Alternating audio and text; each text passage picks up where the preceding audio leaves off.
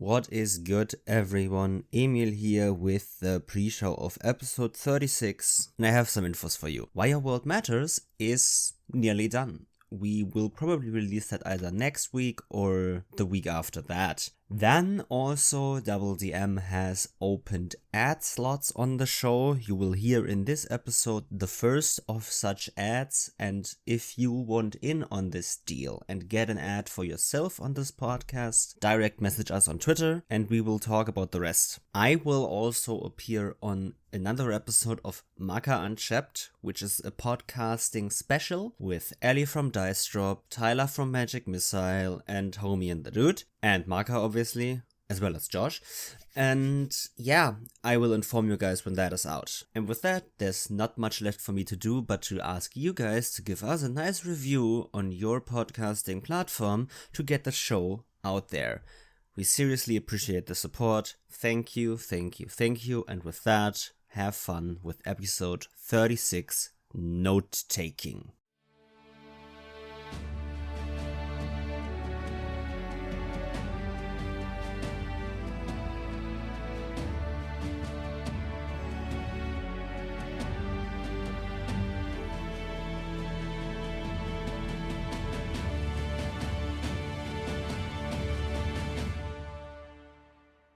Annyeonghaseyo. That's Korean. At least I hope so. Okay. Okay. Hello, I didn't everyone. expect that. Welcome to Hi. episode 36 of DoubleDM podcast. I have watched Squid Game.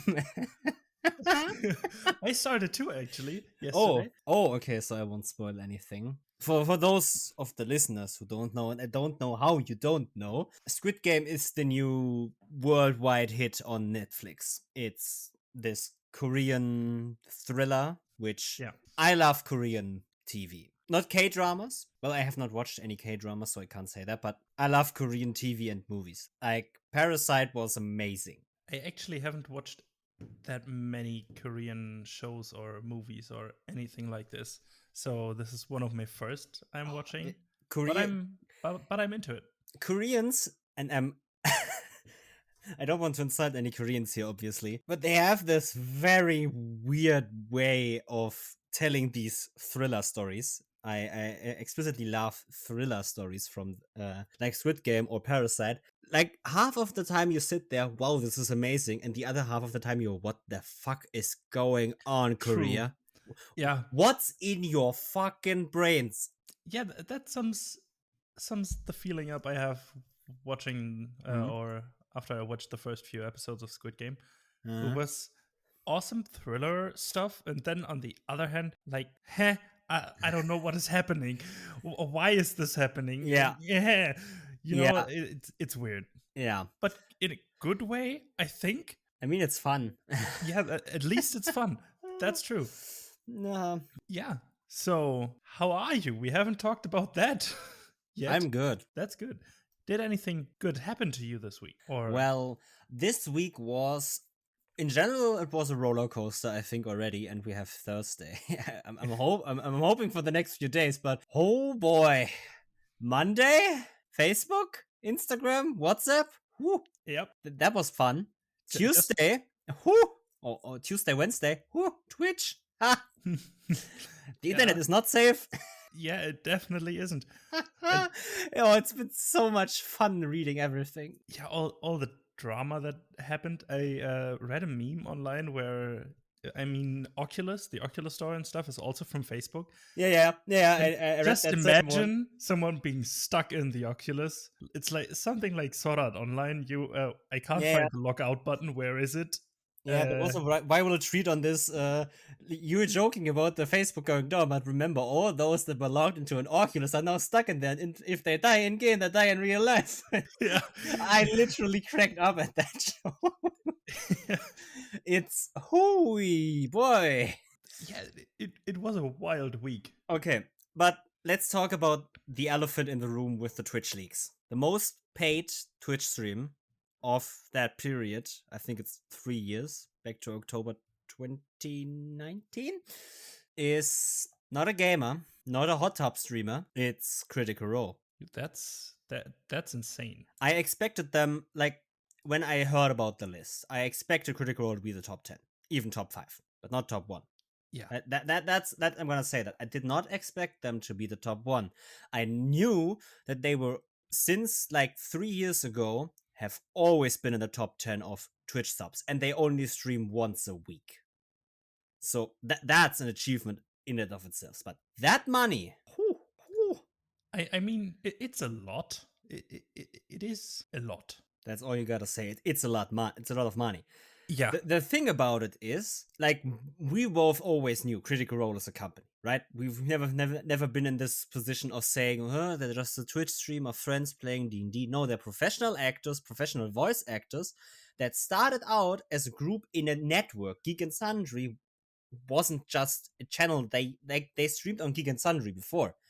That already in and of itself was a company, a network or something like that. So yeah, it's always been this way. Yes, they are a friend group, and that's okay. They are a friend group, and I turn into Critical Role for a good story, but also for good chemistry between the players, right? Yeah. But they are not my friends. They are not just simple my entertainment for 4 hours a week. They are a multi-million-dollar media company that has their start of the next campaign on the 21st, and I'm excited for that. Yes, I am. And it's gonna be in theaters in the US, which is another whole thing to unpack. Like, I haven't heard about this yet. You haven't seen the announcement? I haven't yet. I have heard when it is going to be starting. Yeah, and a little bit about it, but I haven't heard about in the state of the role, or whatever they call it. They said that the first episode is gonna be broadcasted in cinemas across the US. Wow. Okay, that's huge. My theory behind this is they also take off 1 week, 1 day in the month. The last Thursday of every month is gonna be taken off. It's been said that it's a break for Matt Mercer to get extra prep and mental health breaks and whatnot. That is probably true, but you can't tell me that they will leave that spot open. That's like 1/4 of all their airtime. They won't leave that spot unattended. Probably not. It will, in 2022, there will be something there. But I can't imagine them leaving that spot open. Yes, Matt will probably not DM, but it's also a good thing for him to play, because he seemed very happy playing EXU, because he finally got to play longer than the one shot. But also, you've seen in EXU a lot of new talent. And I mean, all of the new cast members were incredible in the 2 episodes I watched. So I would love to see them again. I just didn't like the feel of EXU. I can't describe it. It wasn't really anything particular. I just didn't feel like watching it. Maybe, I don't even know. I'm not that hyped for season 3 of Critical Role either. So maybe I'm just out of this and it's diminishing for me. That can be as well. But I'm very much hoping that there will be something. I would love to see some diversity, and I hope that at least if that spot is filled, then that spot will feature a very diverse cast and not just the main cast switching through roles or something. I want to see different people on the screen. That's my one wish for that spot, because I don't think that spot is gonna be left open.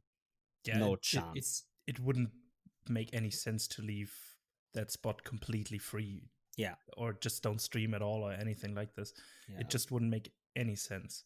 But seeing a different type of cast completely, maybe even without any of the main cast, could be interesting. Yeah. Like some sort of mini campaign or stuff going on in between with a completely different set of DM or a complete different set of cast and all this kind of stuff. Or even a completely different system could work as well. Yeah. I mean, I would love to see them. Like, they are, when you look at it, they are not a new company by all means. They've been around since 2015, 16.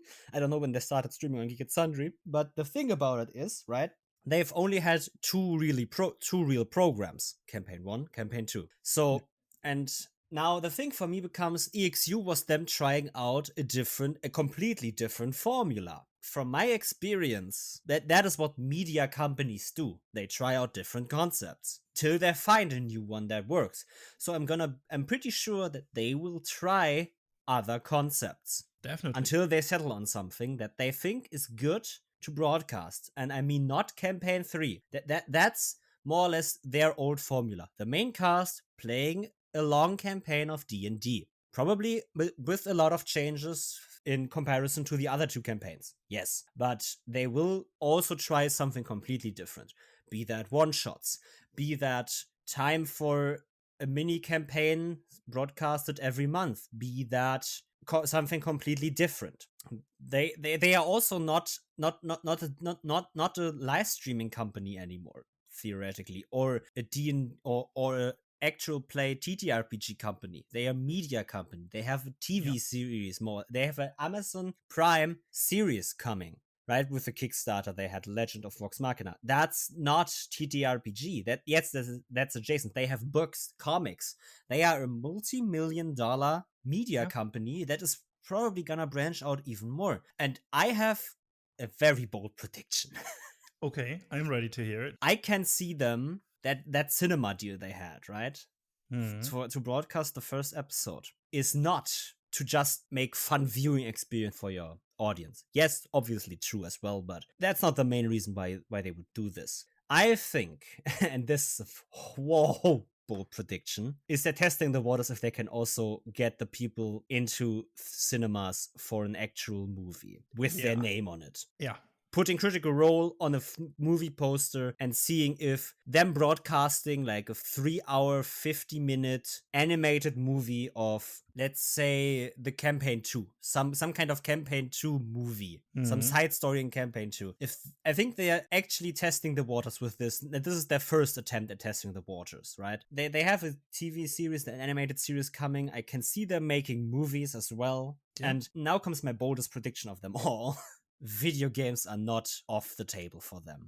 Definitely. I'm not saying that actually is working, but looking at it, they are a media company. Yes, TTRPGs may be their main focus. It's where they came from, but they have a TV series, they have books, comics, they have... And then the next things I can think of is movies and video games. And let's face it, that's a branch of the field they have worked in. They are voice actors. They have voiced video game characters.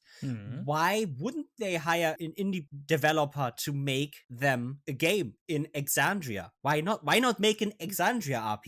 Right? They won't make an MMO. That would be sick, probably, but no. But I can see them making like a 20-hour, 30-hour story-focused RPG in their world. And I mean, it's all based on the start where they came from TTRPGs. It's all based on the lore and worlds they created through that TTRPG stuff, but it isn't restricted only to TTRPGs anymore. Yeah. What I want to say about all this is one big thing. I don't know what I think of these predictions I have. That's the thing, right? I'm not saying that I would love this or that I would hate it, but it's something that I can see. It's not an impossibility or a 100% for me, but I wouldn't be surprised if in 2 years they announce Exandria not Exandria Unlimited. That's the series they have. Release Exandria Chronicles, the video game set in Exandria. I can see that happening. And yeah, I mean, I wish them the best. They are cool people, but we will have to see what comes of this. And this leak has just been more information to that idea that they are definitely brewing something. But if they make 9 million in 3 years only off Twitch, that's not counting merch, Kickstarter, investments, sponsors, anything. That's only Twitch. They need to have big ideas with that money. I think, and not only do they need to, I think they already have. Yeah, that's what I mean. I'm not saying they need to because they would die otherwise or something. It's more they need to have because I just can't see a world where they wouldn't have. I can't see Matt Mercer jumping off in a pool of dollar bills. Exactly. With that money. I don't see him doing that. You try to gather and money to make something happen. I think this is the vibe I'm getting off from them as a company and as individuals. They're not like Dagobert Duck or anything. It's just no. You have the money and they want to do something with it. Yeah. And I think they will. I'm excited for what is happening around this or what is going to come from them. And yeah, we will see. We will see, definitely. I'm excited to see what comes. I don't know what's gonna come. So, shall we get into it? Yeah. But first, we hear a word from our sponsors. Hi, I'm Matthew from Abyssal Brews, and I'm here to talk to you about travel. Travel in Dungeons & Dragons 5th edition is often either a series of rolls on a random encounter table, or relegated to a montage to simply get past it. Exploration is one of the core pillars of D&D, but the mechanics simply don't work with the system. That's why we at Abyssal Brews have created Campfire, an elegant homebrew travel system for 5th edition. It resolves travel in 15 minutes while also having plenty of room for added roleplay. It brings creative skill use and neatly slots into any type of campaign, whether it's an official adventure or a homebrew setting. Meaningful windfalls and hardships keep travel impactful without stealing the show.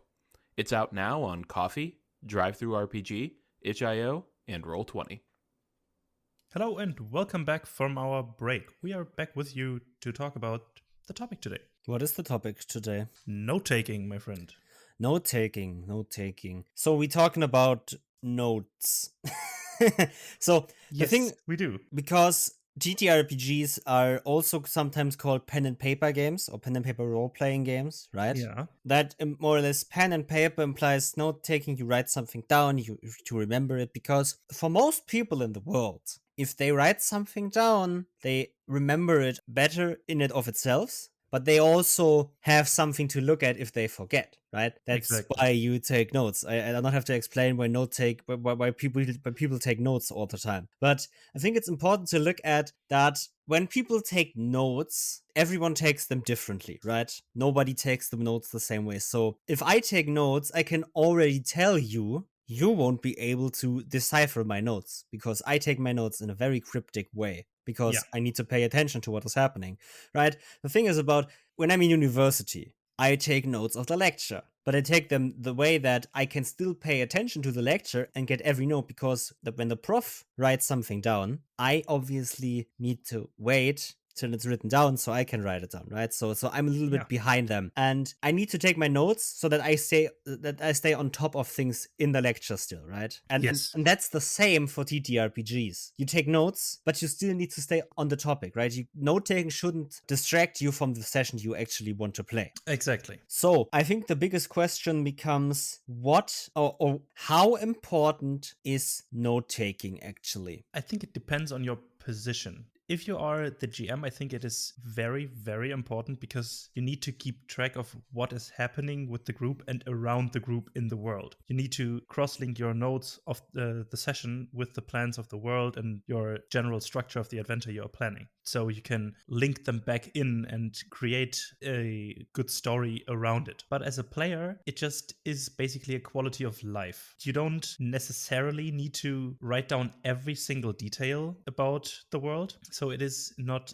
that important just to write down some passwords or something like this for your secret code handshake or whatever. So the amount of notes is vastly different between a GM and a player, and so is the importance of notes, I think. Now, here comes the thing, right? Note-taking is important, in my opinion, for both sides. When you take notes, that's gonna improve your quality of life, because you can run a game without taking notes, obviously. You can play a game without taking notes. They can also play a game and take notes that improve your quality of life. Same goes for the GM. Notes are a tool to help you, right? They are not meant to be a barrier. And I think there comes the most important part about the importance. While we say that note-taking is important, it's not a necessity to play the game. Exactly. The thing is, for example, if you are a GM and you don't take notes, that does not make you a bad GM. If you're a player and don't take notes, that does not make you a bad player. That just makes you a different player and not even a bad one. For example, I run my games and I would say that I require note-taking. Not that I require, but my style, how I run my games, requires my players to try to keep up, and they take notes for that. If you don't take notes at my table,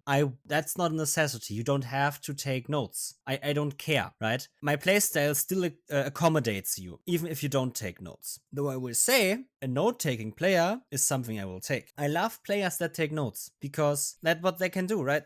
Yeah, for it me, the just thing makes is, it easier. Yeah, for me, the thing is, note-taking should never become a necessity. It comes with my philosophy of if the players forget something, their characters didn't. Exactly. Why should they, right? If we take a month-long break between sessions and they forgot what was happening, that's not on the characters. They didn't spend a month away from the game or from the world. They didn't. They are in the world. They wouldn't forget it. Yeah, the thing they were remembering was like 5 minutes ago in-game, Yeah. but out of game like 1.5 months. Yeah. So that's the difference. What I can understand by people is, for example, if it's something that happened a long time in the game ago, that they ask for an intelligence check. So they might recall not everything about it, but recall the gist of it and maybe need to do a research again. That is fine. The thing is, what I hate is if you as a GM basically block your players from something just because the players forgot. Because the characters just wouldn't. Just give them the information again. I don't understand why you want to make your players' life miserable. Like, if it's, I'm talking out of a D&D perspective here, because if it would be a mechanic in the game that player knowledge is character knowledge or whatever, right? Then I can understand that, right? If there's something in the game rules that basically goes against what I'm saying right now, just don't ignore what I'm saying. But generally, I don't want to make my players' life miserable because they have a life, a job outside the game we are playing and maybe didn't take a note of this, right? Exactly. I encourage my players to take notes. I say, yes, take notes. Please do. But if they don't, I don't make their life miserable for that. And I know someone asked, so what about note taking? When I said that you don't hide crucial information again from the players, just give it again if they forget something. Someone asked, what about note taking? Is it just useless at your table? And I'm like, no. The players that do take notes get their time to showcase that they paid attention and took notes. But if my players all forget that the villain is gonna destroy the city in like 5 days, and they go into the city and do 2 days of bullshit because they didn't know, then the moment the BBE comes and I say, haha, got you, my players are gonna feel miserable, and I don't want that. That's Why would you punish your players for that? It's a simple forgetting. It happens all the time. Like those people that say if the players forget something, the characters forget something. If you ever forget something in your life and ask for an apology, I will just pull the middle finger and say fuck you, because that's what you do. Yeah. Like if you forget an appointment with your doctor or with your family or whatever and apologize for that, then you can't say to your players, if you forget it, it didn't happen, because that meeting with your family didn't happen after your logic. So right? It's just, don't be a dick to your players just because they forgot something. I'm ranting right now, but I want to. Now comes the thing about player attention, right? People always say, well, if they don't pay attention, I should show them that they have to pay attention. Yes, but you don't do that through punishing them. You do that through a talk with them. Talk to them. Like, for example, this comes up in the phones at the table debate. I don't know your opinion on it, but I believe you allow phones at your table, right? Or you don't forbid them, at least. I don't forbid them. I ask my players to don't get distracted too much. And if they do, I ask them, hey, I know it's hard, but please try to keep the phone away then. But I don't forbid them straight away. So the thing is, there's currently a debate, it's always going on, about phones at the table, right? And some people say forbid them. And now I don't have ADHD, and those people also don't, because they would know that if you have ADHD, and especially a certain type of ADHD that I don't know the name of right now, you sometimes need your phone as a focus. You need your phone as a certain focus for your brain, so you have something to pay attention to, while you still can keep the world around you in your head. Right? They don't understand that those people need the phone to actually pay better attention in the game. Yeah. So, like, if you want your players to pay better attention, taking the phone away isn't always the best idea. Yes, in some cases it may be. Okay, so, right, because we were note-taking and that shouldn't be a necessity at the table. My only requirement for my players is to not be a dick and to want to be there. The willingness to play with the people there, to play the game we are playing, and to commit the time we have. So, when we meet for a 4-hour session and my players want to be there, that takes care of everything you have as a problem when you say take the phone away. It distracts. Because if my players want to be there, they don't want to look at their phones while the game. If a player needs to look at their phone, for example, even I have players that work more or less freelance, that they don't have a certain work schedule, that when their boss calls, need to answer that call and can say, I can do that in 3 hours. I'm currently doing something else. And the boss says, okay. I have a player that when they get a call, need to answer that call. If I say take the the phone away, I would maybe even risk him losing his job, and I can't do that. Yeah, because life happens. You can't change life. You have to plan your free time or your free time activities like D&D around your life, not your life around your free time activities. Yeah, I don't pay my players, so I can't ask of them to also honor a certain contract we have. Yes, we have a social contract of being nice and wanting to be there, but a work call, a call from your girlfriend is more important than my game. And I understand if you have to answer that call or that text. That's why I don't have a problem with people using their phones to chat. If they, however, browse Reddit for an hour at the table, then okay, yes, that's a problem. But not the phone is the problem. The player itself is the problem. They don't pay attention. And if you take the phone away, they will find a different way to don't pay attention. They don't want to be at your table. That's a talk you need to have. That has nothing to do with the phone being the distraction. The player is actively searching for a distraction. The phone is the easiest one. Taking it away only makes their search harder for a distraction. It won't solve the problem. Please talk to your players. Talk to them about why they don't pay attention. Ask them. Be respectful and compassionate about them. Ask, okay, you've not been paying a lot of attention lately. I've noticed you staring at your phone. Could you stop with that? What do I need to do to make the game more fun for you so you don't have to stare at your phone for an hour? And then the player can say, well, the thing is, it feels like I don't have anything to do in these social interactions. And then you can say, okay, so we will go about this now this way. And then you can plan with that player a way to make your game better for them, right? Yeah, and so for everybody in return of that, because if one player isn't paying attention, it drags the whole group down with it because they just feel unvalued or anything like this. I bet everybody listening has experienced something like this in what shape or form, whatever. Yeah, so if you fix the problem with one player, it fixes the problem with the group as a whole, including you. Yeah. And I think we should come back to the topic at hand. But one thing I want to say again. Yeah. Go ahead. And if a player, after you've tried to solve the problem with them, after you've tried that suggestion I made of talking to them, and they still don't pay attention, please, DMs, don't think you're not allowed to kick your players. Yeah. I have friends that are not good TTRPG players, period. And I've tried to get them into the game. It didn't work. So we stopped playing, and I never asked them again to come. If they ever come to me and ask, hey, can we play again? I would probably DM a game for them. But if a player at your table is not paying attention, is disrupting the table feeling, the table vibe, the table atmosphere, you are allowed to kick them. No matter who they are, even if they are your best friend, talk to them and ask them, hey, it seems like you're not really good fit for this group, so I would ask you to step down or to part ways. We can still play a different game together, but you probably don't fit in this group. Exactly. If they are a good player, they would say, okay, I understand. If they are a good friend, they would say, okay, I understand, right? Yeah. That's what you do. You don't get butthurt over this stuff. The DM works their ass off for the game, so as a player, you can be respectful of the GM. And as a GM, in turn, you can be respectful of your players. Please be. And I think just not just can be, you should be respectful. Yeah, that's obviously as well. And taking the phone example and coming back to the notes, I think would be a great way, because you can use your phones for note take. It is a good tool because you can write stuff, you can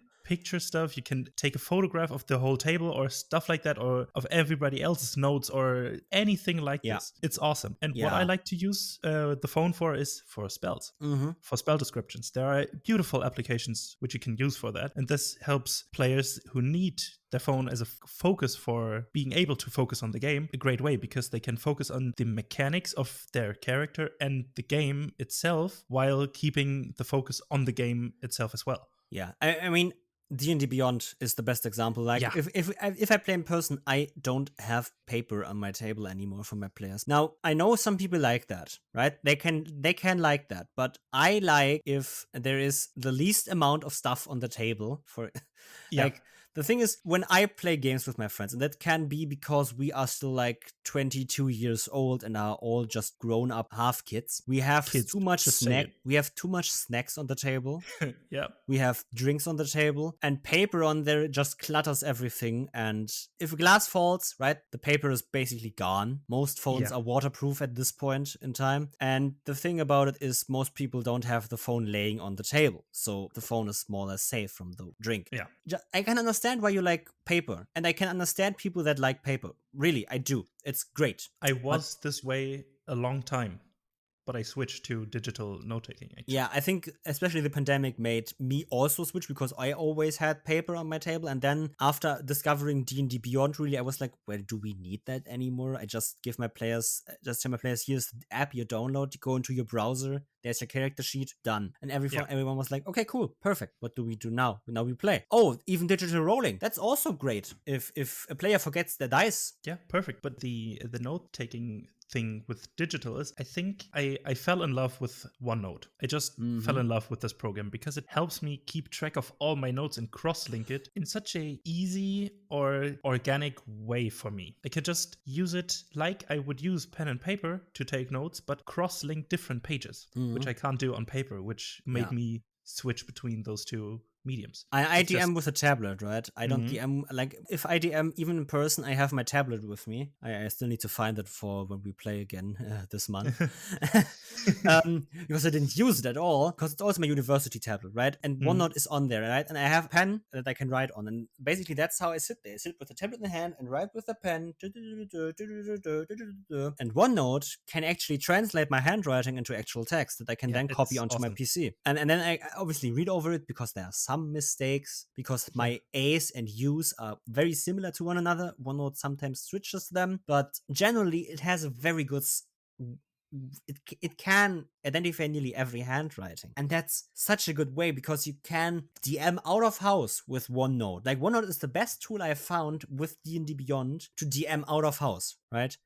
Where I don't have all of my stuff on my PC right next to me here. If I go to a friend's house and DM there, I only need the tablet with OneNote on it, D&D Beyond, so I need an internet connection, and then I can also open my OneDrive where I have all my other saved documents, like pictures or music, and that's where I can pull the rest from. But I only need OneNote, and then I come home, open OneNote here again, and it syncs with my actual PC, and I can pull every note there, pull it into my campaign planning, and use it there. And that's such a beautiful way to work, right? There are other tools that do that as well for you, right? You don't have to use OneNote if you don't want to, but OneNote is, for me, one of the best tools I've ever used. Yeah, it's a free tool. It syncs with every possible device you have. And what I like about it is I use a laptop usually, because I don't have a tablet where I can write on. But even if I don't have an internet connection with my PC, I still have OneNote linked on my phone. So I can, in a ditch, I can just write the notes down there, and then it syncs to my PC as well, and then later to the laptop. It's just interconnected, and this makes it so great. Yeah. I mean, the syncing part of your notes is just great. You can't say anything about it. So, especially now, I want to ask you, as a fellow DM, how do you take notes as a DM? Obviously not in the middle of my explanation of stuff, and not in the direct answer of my players, because I need to react to this. But in the meantime, when they talk between themselves about what is happening, I like to take notes in this time frame and about the basic things they decided. So basically what happened, what I said to them, what they decided, and then after they decided that, I write that all down. Oh, this is interesting. I just thought of something. I don't know. I probably need to test it, but I'm just gonna put this. I think I'm gonna make a decision tree for my sessions. Ooh. Start at the top at some point in time, and then every time I put a decision in front of them, that's somewhat meaningful, right? Every decision is meaningful, but right, if the decision is you enter this room, which point do you go to first? Do you first talk to this person or this person? But the outcome of that will not really matter, because they will still meet this person, which is actually important, right? That's not what we're gonna write down. But every time they make a decision that's actually mattering, I write down all the other options that haven't been taken and the option that has been taken, and that's the new starting point for the next decision. And when I do that from the beginning of a campaign or from the beginning of a point, I can get a decision tree for the whole story arc, and then I can, in my mind, play the next few through, the next path from the beginning through. If they would have taken that would have happened. Maybe that still happens, but through a different decision now and through a different impact. What could be awesome about this is you also have a campaign log already through that decision tree. Yeah. You know how the sessions were going, at least in a rough terrain. So you know which options they choose or they chose when they had the choice, and you know what roughly happened in that session. That's a good idea. I mean, I need to playtest that as well. I will steal that. It still is playtesting. The thing is about it, as an IT, I don't want to say specialist, but as an IT student, I've learned some stuff about trees and decision trees themselves. And let me tell you that that's still a lot of work to keep track of and to actually make sense. So I wouldn't tell everyone to do that. But I think it's a thought to think about. Think about if you want to do a decision tree, right? I will definitely try it because in most of my campaigns, I have basically a decision tree in my head already, at least in a rough terrain. So I know if they what they can do. I mean, this is something you need to think of as a DM anyways, to give your players the options to choose from. And why not just, for me at least, why not just write them down and then see how or if the decision tree. I mean, you don't even have to present all options, right? The thing is about the decision tree, it only presents a limited number of options per choice. That's the problem of a decision tree. The thing about it is, though, that in TTRPG, you build that reactively. You build a reactive decision tree. Your players make a decision, and then you think about what other decisions they could have taken. You can even ask them after the session, what were your other options here? Yeah. And then you make your players think about it, and maybe they learn something from that as well for their characters and the story itself. So I think it can be a win-win. I definitely need to say, though, however, that's just a thought that came to my head, and I definitely want to test that now. It's not an advice for people to do, but I advise you to think about this, because I think it can be very interesting to think about this. So, especially for me, how I take notes with OneNote, like you said already, is I take notes of especially stuff that, So the thing is, for me, I don't take a lot of notes as a GM, but I take important notes.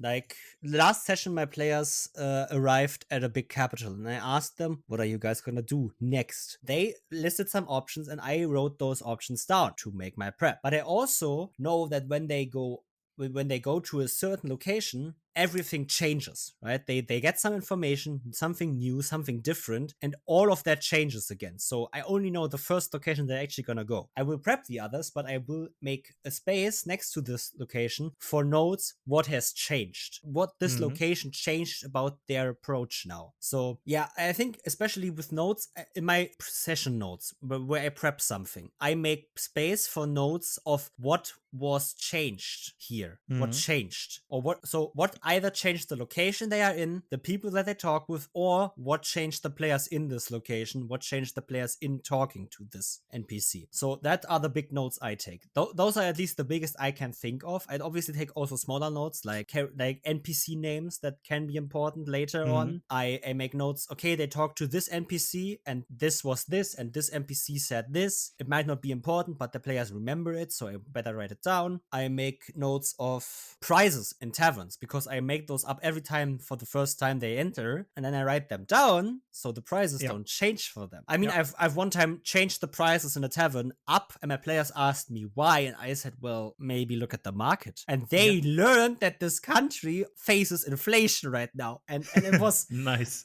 It's such a simple change, right? But it gives again so much.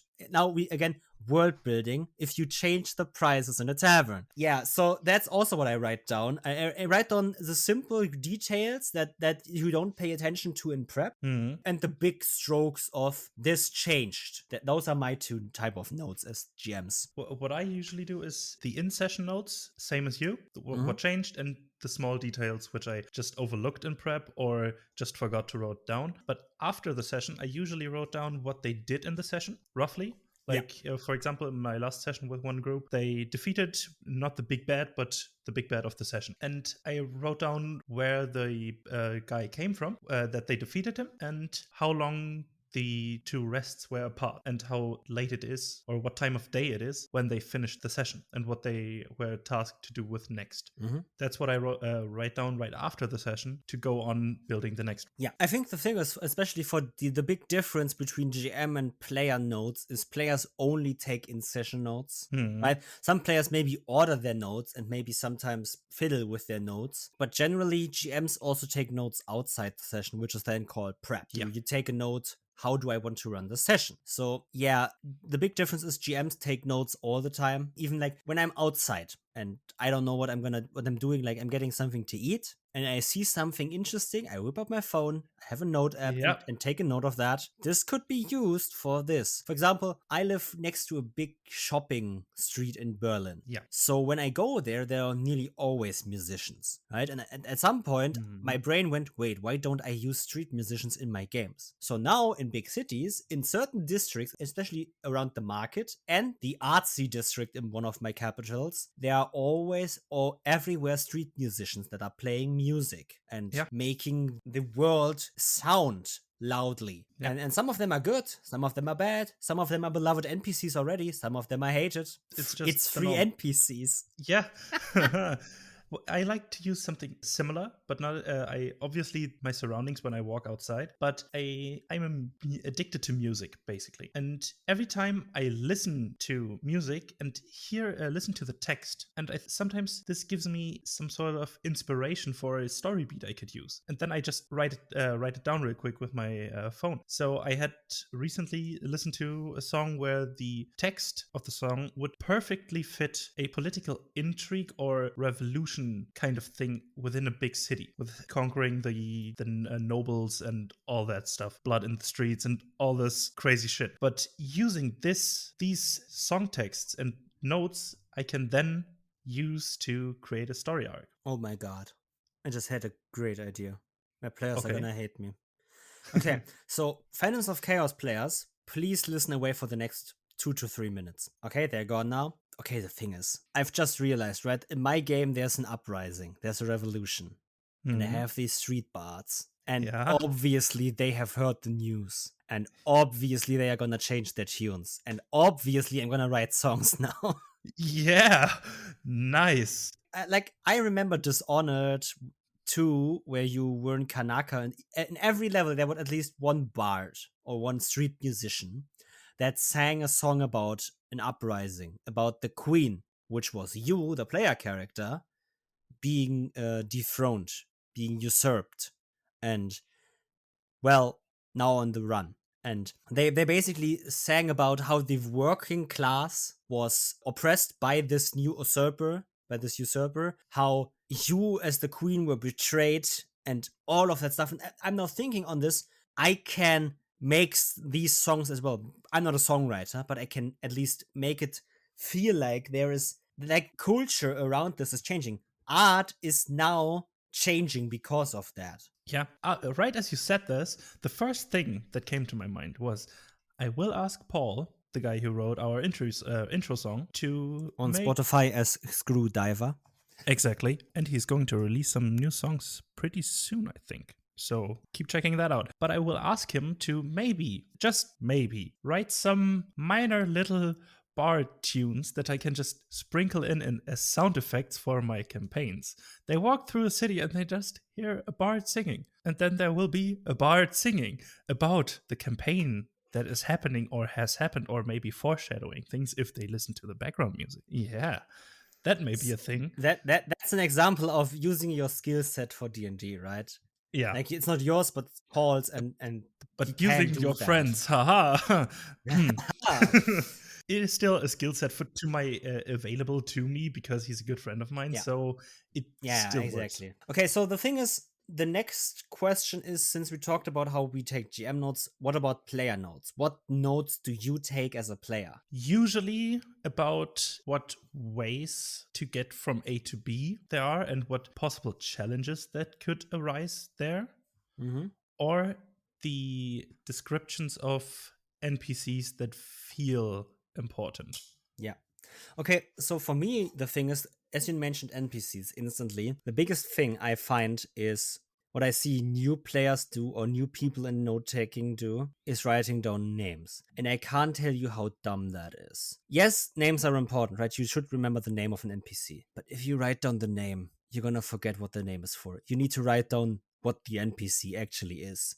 So, okay, let's take one from my games, Lord Richwater. If you write down Lord Richwater, you will have forgotten in 5 sessions who that is. But if I tell you Lord Richwater, the richest merchant on the south coast, who is your friend now, who you were supposed to protect for like 3 sessions, you are gonna remember if you write down richest merchant on the coast. Yeah, personally, I would write down richest merchant on the coast, friend, Lord Ridgewater.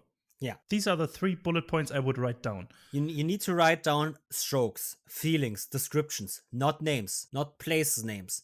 Names don't give you anything, right? Sure, if a name is High Tower and the place is a high tower, that's Write all down you High need Tower. to know. Sure. Yeah, but the thing is, if High Tower is a city that's actually known for its high mages that sit in high towers in the city, you don't get that information from that note. You need to get note taking, especially as a player. For me, is a craft you need to hone. And if you don't want to hone it, again, coming back to what we said in the beginning, you don't have to. You don't have to take notes. If you want to, try to get good at it, because you are probably not in the beginning. The thing about note taking is you need to know what is important and what is not, because you need to keep up, right? That's what I said, why I said this with the university for me. I need to know what I need to write down. And that's a skill you need to have. You need to know what you need to write down. And this just comes with practice. You just have to do it to get the feeling for it right. It's basically building your perception or your passive perception about what is important and what is not. Exactly. That's the thing, right?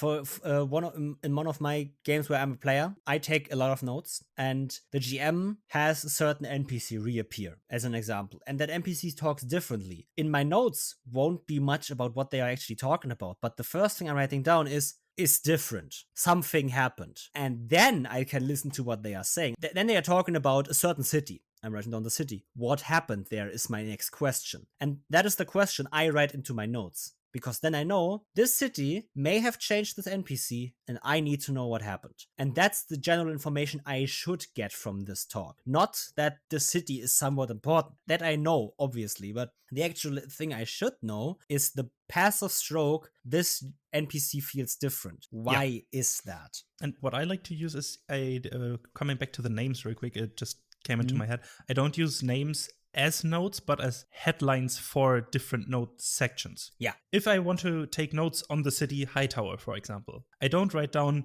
city Hightower and then blah, blah, blah, blah, blah, but I use the section Hightower as a headline to then write notes below that, like Mage City, Archmages, blah, blah, blah, all that stuff. Yeah. It just came into my head. Sorry for the interruption. As a player, there's a big problem of the luxury DMs have in note-taking. And this might sound weird, but DMs have the luxury to rearrange their notes however they see fit. Players don't. Players just don't, because they don't see the big picture. Yeah. Because if they do, they don't need to take the notes anymore. The notes are to see the big picture, right? You need to keep track of the details so you can see the big picture after you've memorized all the details. Exactly. DMs can, however, rearrange notes and switch some stuff up because they know what that note they took is actually supposed to mean. Players don't have the luxury of that. So you need to be very good at structuring your notes. That's why your set headliner is so important, because then you have a structure. Then you have a block you can actually move later on in the campaign. I've actually had a player cut their notes into certain pieces so they can rearrange them on the table, which I found phenomenal. It kind of ties into the theory crafting with the red string and stuff. Yeah. It looks weird, but it actually works to get a little crazy with theory crafting. It kind of helps, actually. It's insane. So to the people out there that now want to take notes, we'll advise watch all of Critical Role Season 2, because Marisha Ray is the best note taker you will find. Exactly. Oh my god, right? Basically getting the plot 40 episodes before Matt Mercer actually wanted to reveal it is genius. Okay, well, Matt probably didn't want to reveal it at any point, but Marisha took so many notes that she needed a new notebook, after that one. And I think she's at the point where I am, episode 120, I think. She has started her third notebook and is halfway through it already. And these are thick notebooks. So the thing is, you don't have to do that, but you can see why note-taking is so important in Beauregard and Marisha Ray herself as the character, because you can see how important the notes were for the game, how they changed the way she plays. Yeah. And that's what you can pay attention to this. That is a player trait that I love to have at my table, but again, it's not a necessity to have. You can also be Travis Willingham that forgets his own name. Yeah. Yeah. And what I like to say again, having such a theory crafting, note taking maniac, to say it like this, it can be, or it is usually a lot of fun to just theory craft with papers flying everywhere and connecting different dots. It's just an amazing amount of fun, usually. Basically, if you want to get better at note taking, watch Marisha, watch what she does, how she writes down, and what when she reads her notes is important, because then you know what she actually writes down. And that's the information that you should need to extract, right? Note taking isn't much about taking the note. The writing down is more or less easy, but the most important part is again extracting the information that the GM gives you. And I know I'm an asshole when it comes to this to my players, because I love hidden meanings. When they write down 5 sentences, like if my players were fast enough to write down the whole dialogue they have with an NPC and read it again and again and again, they might see that the NPC has sprinkled hidden meanings in there that would blow their minds, but they're not. Asshole.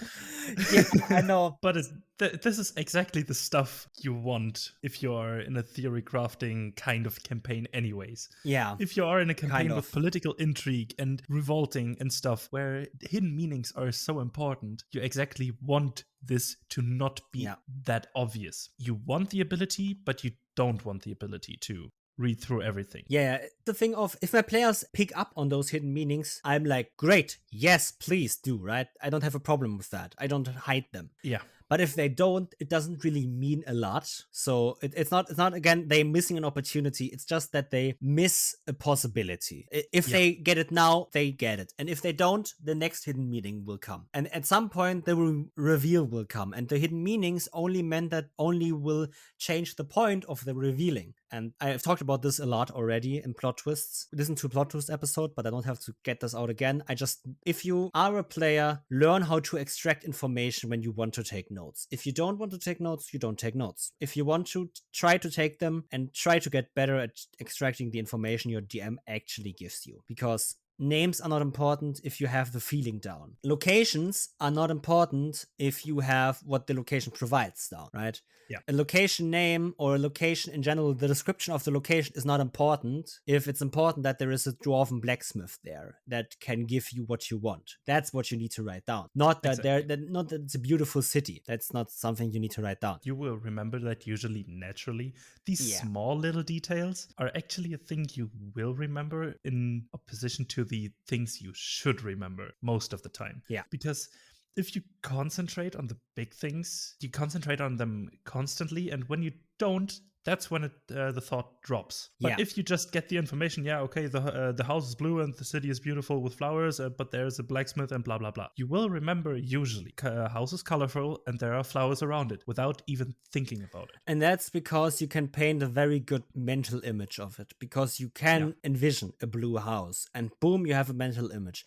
And the notes help you paint a mental image later on again of something. Yeah. Like, right, if I give you a good description of a dwarf, you might remember that dwarf, but right, the thing is not important that how he looks, it's important what he does. And writing that down gives you the mental image of what he does. And that's the mental image you need to have 3 sessions on. And one thing I would like to add just at the end here is don't just write down visual cues.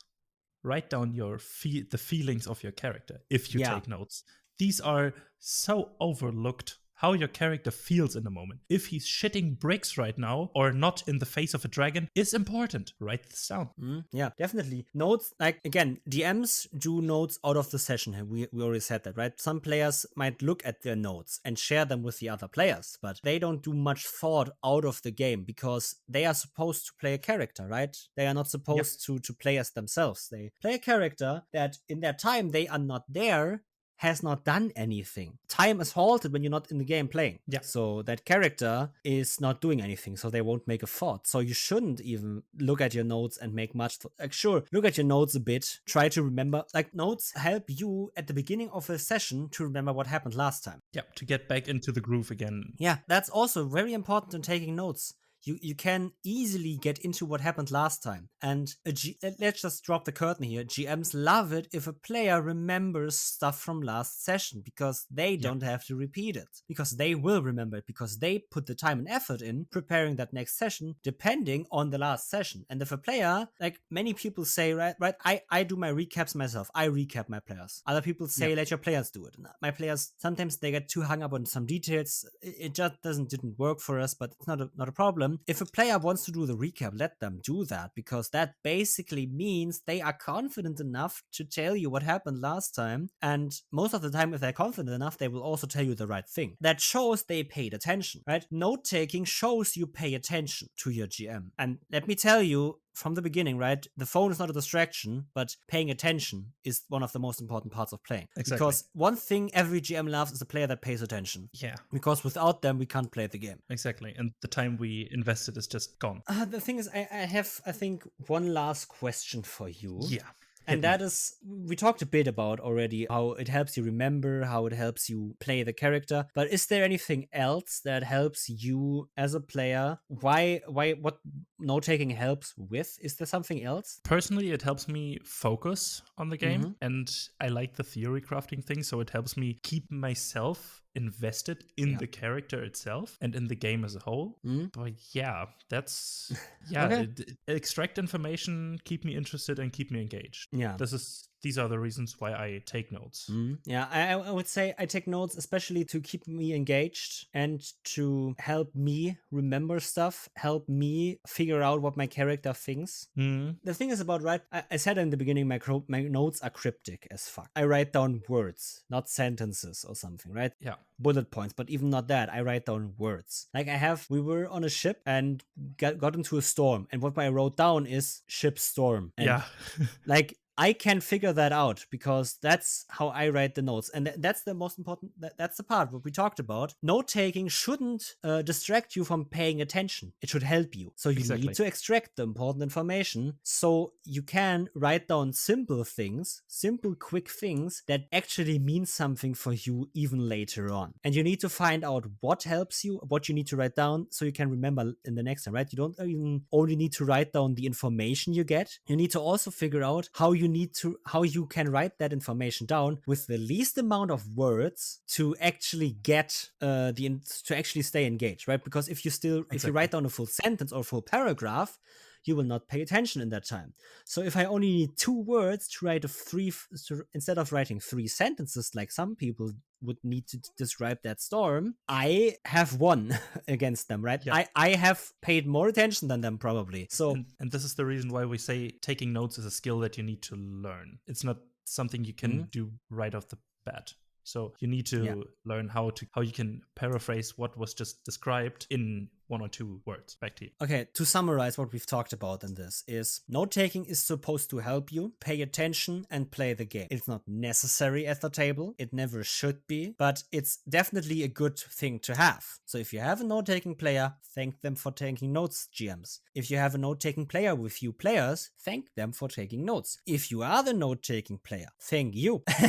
So, again, the thing is, note-taking is supposed to help you. It's not supposed to distract you. It's learn how to extract information that you've been given that helps you remember later on and helps you piece things together. Try to get a structure for your notes. That's important. And make sure you spend the least amount of time in your notes. So note-taking is about optimizing, to summarize it. Yeah. You need to extract information from a big load of information. That's optimizing. You need to optimize how you put those notes, those information on the paper in length and in structure. That's optimizing. And you need to optimize with a future side, with a look into the future. You need to remember, these notes need to make sense in 6 weeks, not now. Now they will make sense, but in 6 weeks they also need to make sense. So yeah, if you want to take notes, just try it. You will get better at it over time. That's about it. Yeah. So you can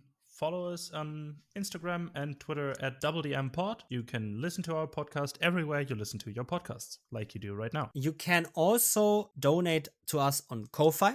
The link will also be in the description for that. You can check out our website, doubledm.com, where we will have a blog that will be updated in a few weeks or something. I don't know yet. There will be something, and the website will be updated all the time. You can, that's about it. Definitely check out our Twitter for updates on our upcoming actual play Titans call and everything about that. And with that, I think we're done here, right?